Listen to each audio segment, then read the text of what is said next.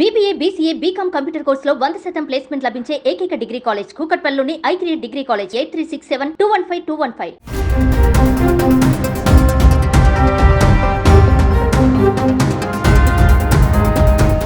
YCP అధినేత జగన్ మళ్ళీ అసెంబ్లీకి వస్తారా? అసెంబ్లీకి వచ్చిన జగన్కి అటెండెన్స్ పడలేదా? రిజిస్టార్లో సంతకం చేసిన వైసీపీ ఎమ్మెల్యేలకు ఎందుకు అటెండెన్స్ పడలేదు? ఉభయ సభలను ఉద్దేశించి అసెంబ్లీలో గవర్నర్ ప్రసంగం సెషన్స్ కిందకే రాదా? జగన్పై స్పీకర్ అనర్హత వేస్తారా? న్యాయ నిపుణుల సలహా తీసుకున్న వైసీపీ ఏం చేయబోతుంది? బడ్జెట్ సమావేశాలకి హాజరవ్వాలని జగన్ డిసైడ్ అయ్యారా? ఒక్కసారి డిసైడ్ అయితే ఎవరి మాట వినని వైఎస్ జగన్ వెనకడుగు వేస్తారా?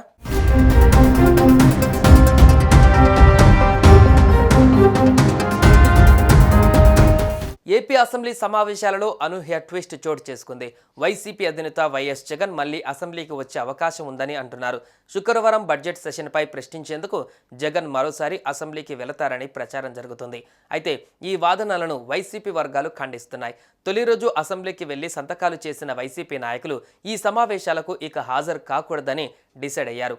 అయితే అనర్హత వేటు నుంచి తప్పించుకునేందుకు అసెంబ్లీకి హాజరైన మాజీ సీఎం జగన్కి అసెంబ్లీ అధికారులు షాక్ ఇచ్చారు. ఉభయ సభలను ఉద్దేశించి అసెంబ్లీలో గవర్నర్ ప్రసంగం, లోక్సభలో రాష్ట్రపతి ప్రసంగం సెషన్స్ కిందకు రావని, వాటికి సభ్యులు వచ్చినా కూడా హాజరుగా పరిగణించలేరని అంటున్నారు. వైసీపీ అధినేతపై అనర్హత వేటు వేసే అధికారం స్పీకర్కి ఉంటుందని అంటున్నారు టీడీపీ సీనియర్ నేతలు. దీనితో న్యాయ నిపుణుల సలహా తీసుకుంటుంది వైసీపీ.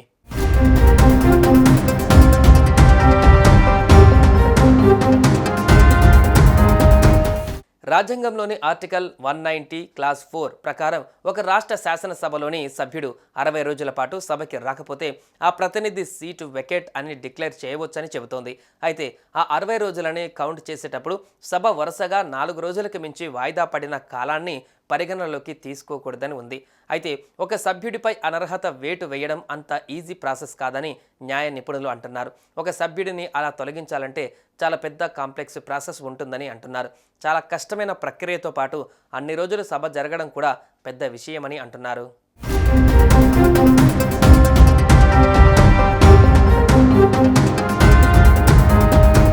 అయితే సోమవారం గవర్నర్ ప్రసంగం సమావేశానికి వెళ్లడం హాజరు కిందకే వస్తుందని వైసీపీ సభ్యులు వాదిస్తున్నారు. సిగ్నేచర్ రిజిస్టర్ ఎందుకు పెట్టినట్టు అని ప్రశ్నిస్తున్నారు. తమ సభ్యులు సంతకం పెట్టేశారు కాబట్టి అదే లెక్కలోకి వస్తుందని అంటున్నారు. సెషన్స్ పెడతారా, గవర్నర్ ప్రసంగం పెడతారా అనేది సంబంధం లేదని, సభ్యుడు సభకి వచ్చి సంతకం పెట్టి వెళ్లారంటే హాజరైనట్టే అని అంటున్నారు. 60 రోజులు వరుసగా రాకుంటే సదరు సభ్యుడిపై అనర్హత వేటు వేయాలనే నిబంధన పైన ఎక్కడా క్లారిటీ లేదని మాజీ డిప్యూటీ స్పీకర్ కోన రఘుపతి అంటున్నారు.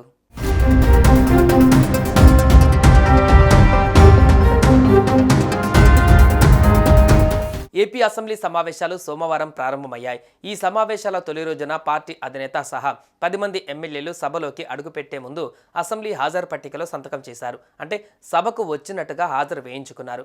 దీంతో మరో 60 రోజుల పాటు వారు సభకు రాకపోయినా పర్లేదని అనుకున్నారు.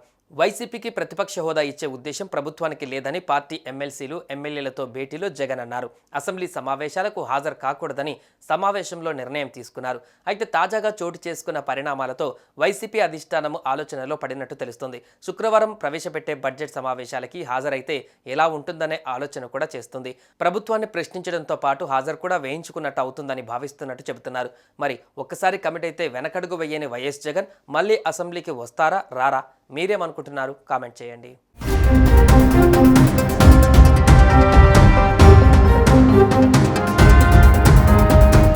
సుమన్ టీవీలో మీ పర్సనల్ అండ్ బిజినెస్ ప్రమోషన్స్ కోసం కింది నెంబర్కి కాంటాక్ట్ చేయండి.